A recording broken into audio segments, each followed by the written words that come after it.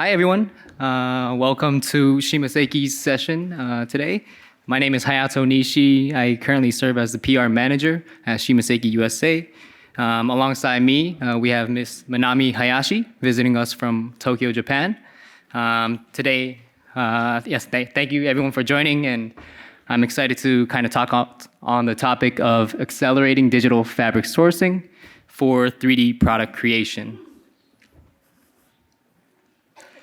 Before we jump into anything specific, I just want to get a general feel of how many people in the audience currently use 3D software to create their digital product samples. Can I just get a show of hands? Okay. And do you use kind of scanning to kind of digitize those materials? All right. Okay. Thank you. So I guess in general, this is how most people would begin to digitize their fabrics. You'll see on screen where you'll have a scanned fabric, and then you go in and you set the repeat pattern from this scanned fabric image.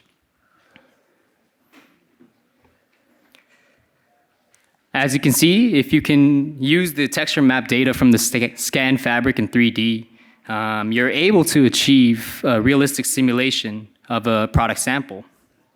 All in all, it seems a lot of people kind of work in this flow based off of the question. But can I get an example of like what types of equipment you currently use to scan your fabrics? Does anyone want to give us an idea? Vizu, any scanning? Yes. Okay. So even when you're scanning fabrics, there are issues when it comes to kind of digitalization. With this traditional process, one of the biggest issues is that you need readily made fabrics available to really properly digitize your workflow. And with the 3D software, you're able to significantly decrease the lead times by virtually sewing the panels of a product silhouette. But if you have a new fabric under development, you're not really able to check the balance between the fabric pattern and the silhouette until you've received the revised physical fabric sample. We'll face lead times and of gathering these fabric samples. But have any of you had any issues when procuring those kind of physical samples? Have you had to wait for the scanning process when you're waiting for these revised products? Can I get a show of hands of people facing these issues? Okay, great.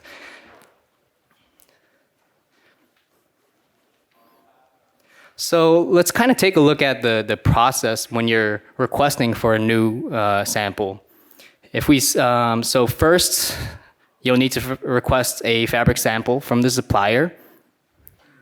And on the supplier end, they'll need to allocate the yarns to create the specific design. Then each yarns will be set up on the appropriate machinery. Then they'll be able to weave or knit out the fabrics. After that, depending on the fabric, they might have to have some finishing processes. And once the fabric is treated and finished, it is finally ready to be sent to the customer. This process generally takes 2 to 3 weeks. And yesterday we actually heard a customer that's currently facing 5 to 7 weeks for this kind of turnaround. So that was a surprise to me. And in the case that the yarn mill or the supplier doesn't have the specified yarn color, they need to order those yarns and that'll also increase the lead times as well. From there, you're able to scan the fabric and evaluate the design in 3D. But let's say you didn't like that fabric. You're going to have to request for a modification, and you'll just have to wait for another additional 2 to 3 weeks. This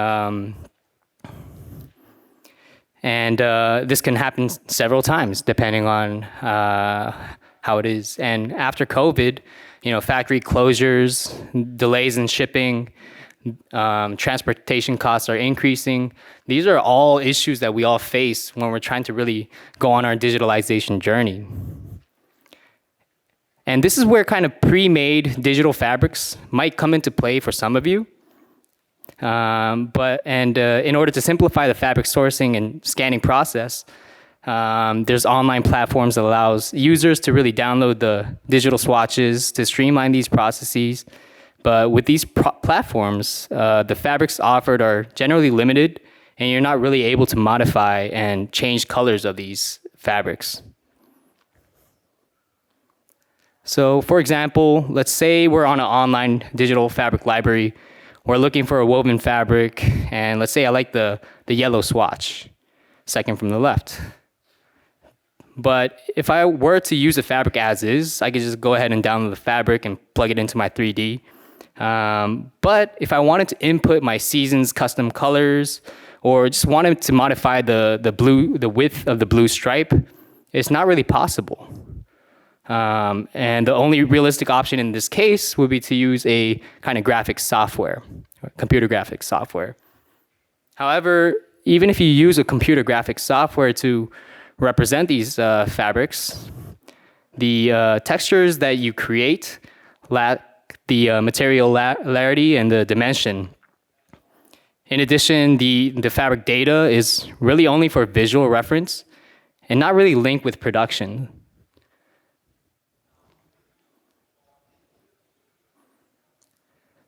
So for example, again, let's say we use the graphics software to create fabric data. We then take it into 3D and we're liking the design. But in order to make this come to life, we need to ask for the physical fabric sample. If we send a factory a product image created on a software, the factory then needs to figure out how to really turn that into a reality. And if the factory misinterprets your design or doesn't replicate exactly what you had, the fabric would differ from what you originally requested. And again, you would have to start from scratch.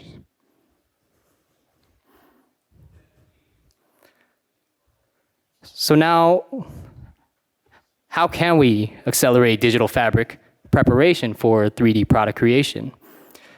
We've covered many of the kind of existing issues that people face with 3D design. So let's take a look at some key points that might be able to solve this issue.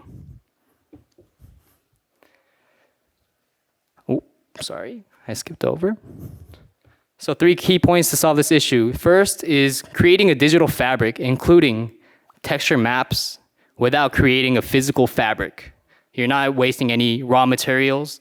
You're really able to go in and modify the design. So that's point number 2, creating an editable digital fabric where colors, patterns can be modified before you even send it to the factory. And then 3, exporting information for production along with the digital fabric, which minimizes the miscommunication and the discrepancies that you have with the suppliers.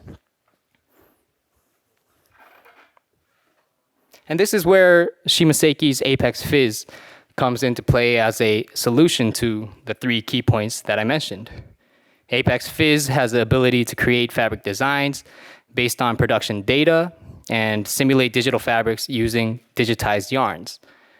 But in recent years, we've added new functions and capabilities to create even more realistic digital fabrics while being able to export texture map data that can be used in other 3D software. I know some of you in the audience is already familiar with our Apex, but for those seeing this for the first time, I'd like to kind of pass the baton to Ms. Manami to give you a rundown about the Apex. Thank you, Hayato. Hi, everyone. I'm Manami, virtual sampling system consultant from SHIMA SEIKI, Japan. So here I'd like to introduce how you can create virtual fabrics using Apex Fizz. So first of all, here is the main menu screen of Apex Fizz. And the first step when you're creating a virtual fabric for wovens, the first step is to input the density of the fabric. So as you can see here, I'm now inputting like 10 threads per 1 centimeter for warp And for weft, for example, 9 threads per 1 centimeter. And if you don't have any idea about the density, it's also possible to select from the item that you want to create. So I'm going to set it to thick shirt this time. So then once you're done with specifying the density, the next step is to create a plaid pattern.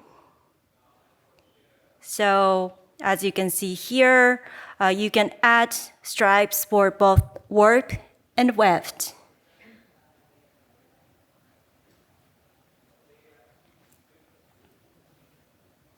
And then after that, you can, for example, if you want to change the order of the color, you can drag the cursor and then you can switch the colors simply like this. And also you can change the width and the depth of each stripe. So the operation is pretty simple, so you can create your original design intuitively.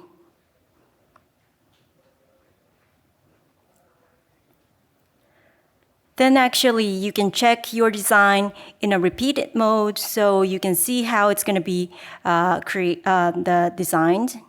And also if you're not happy with your design, you can modify your plaid pattern again.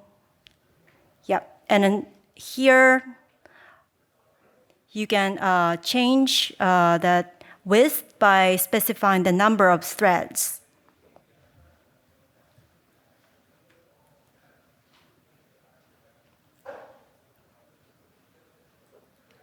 And then when you're done with your design, actually data for production is generated at the same time. So here is the yarn order sheet. So if you send this to your manufacturer, they can produce a fabric as you wish.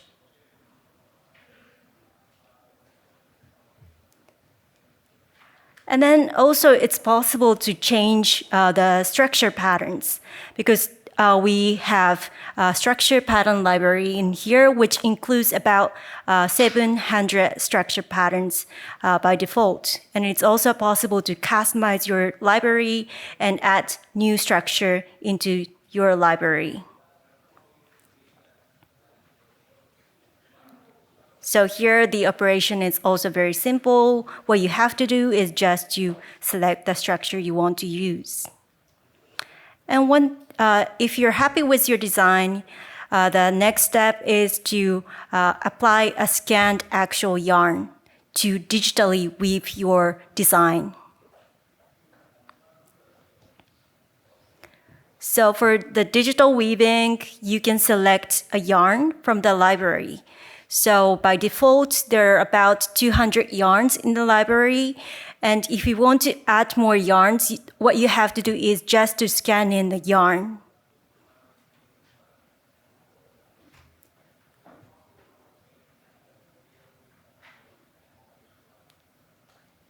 And then after specifying the yarn, it's also possible to add brushing effect or wrinkle effect. So today I'm going to add wrinkle effect.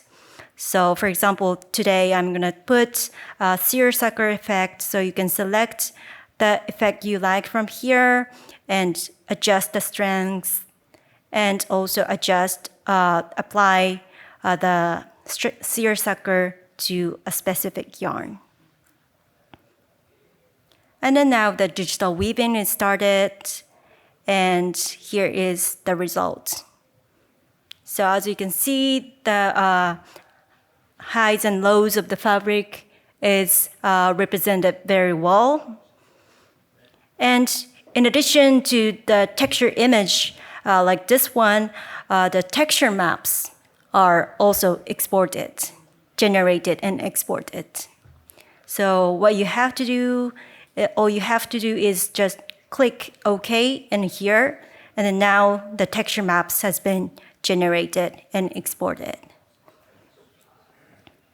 So here in the textures folder, you can see the texture maps generated. So it includes like alpha map, normal map, displacement map, and so on. And if you use a software that supports U3M format. It's also possible to get the U3M format here, so you can import it into your software. Okay, so here is the result after applying the texture maps generated from Apex. So in addition to the pattern I showed earlier, you can also create a jacquard fabric as well. So here's one example of the jacquard fabric, and here's another example. Plus, it's possible to create circular knit fabric, and here is an example of circular knitting with half cardigan stitch and rib stitch. And of course, it's possible to create jacquard fabric of circular knitting. So this is an image seen from the front, and you can also check the reversed image as well. And since we are a manufacturer of flat knitting, so it's also possible to create a fabric of flat knitting. So I'm going to show you briefly how you can create this type of fabric in Apex Fits software. So the first step is kind of the same as that of woven fabric. So what you have to do is to specify the density. And then in the case of flat knitting, it's the gauge. So you can select from 1 gauge to 21 gauge in this menu. And you can also specify more specific number, like the stitch density in here. And then once the base is generated, you can add structure pattern design. So we have structure patterns in the library, and the variation is about 1,500 structure patterns.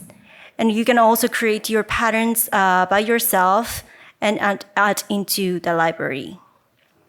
And then once you select one structure pattern, you can lay it out using various tools available in here. And it's also possible to mix different types of structures together. So to do so, select another structure from the library and lay it out in the same way.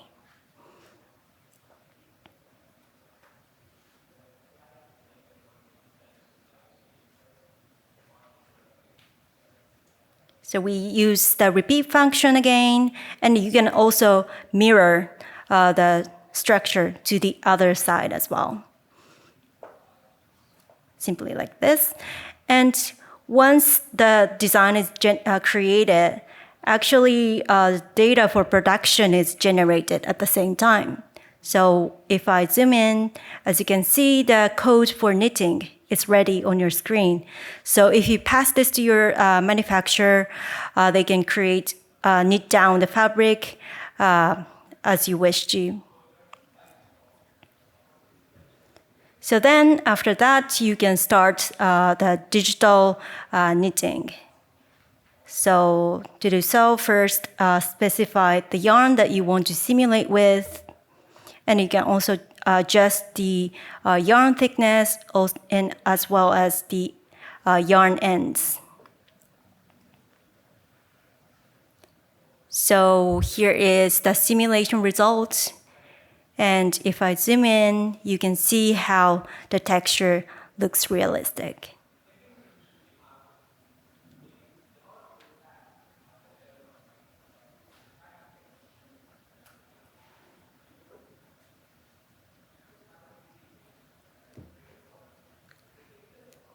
And again, you can export this to any files, and you can put onto your 3D item created in other 3D software. And in terms of flat knit design, we have some platform, for example, Yarn Bank, where you can download yarn data for the digital knit down. And also, we have data mode, where you can download structure patterns so that you can add into your structure pattern library. And by using Apex to combine these structure and yarn, you can create your original fabric very easily. So that's all about how you can create a digital fabric in Apex. So I'm going to hand it back to Hayato for the rest of our presentation. Thank you so much, Manami-san. Without her, I wouldn't be able to showcase that. So, so thank you so much, Manami-san. Now that we've kind of covered the fabric creation flow, I know many of people want to actually see what the quality is like with their own eyes. And for that reason, we have this QR code up on the screen. We'll leave it up there for a while. Feel free to scan it, visit our website, download one of our digital materials and test it out on your 3D software and try it out for yourself. See how it looks. If it's interesting, feel free to reach back to us. You know, we have a booth downstairs. And then otherwise, yeah, that concludes our presentation. Thank you so much. Sorry. It just went.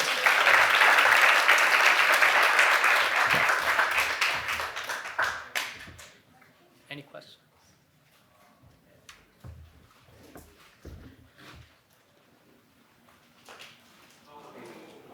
The results that you have are pretty impressive as far as your finished fabrications. Would you say, like, from a design standpoint, like, I would feel like a fabric expert or a vendor or a mill is going to be much better at executing that than I would.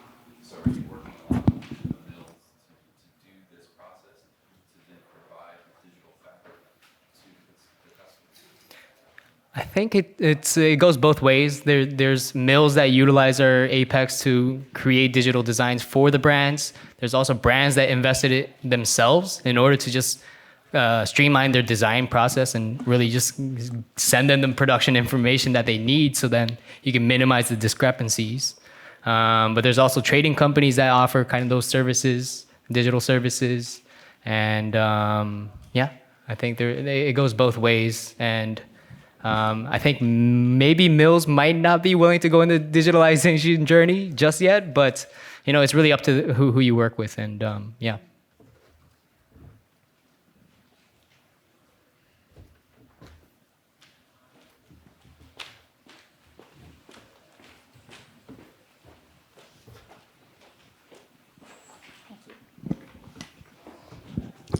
Thank you so much for the presentation. It was great.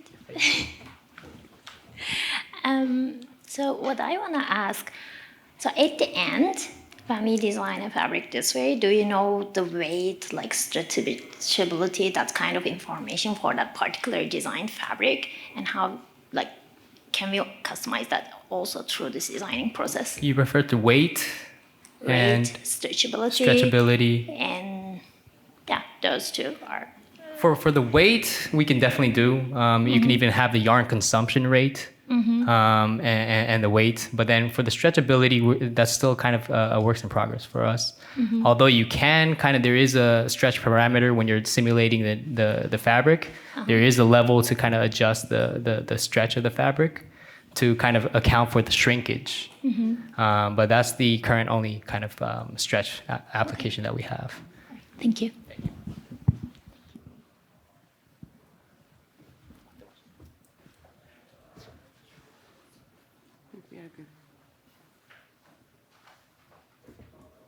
I think we're good on questions, so thank you so much.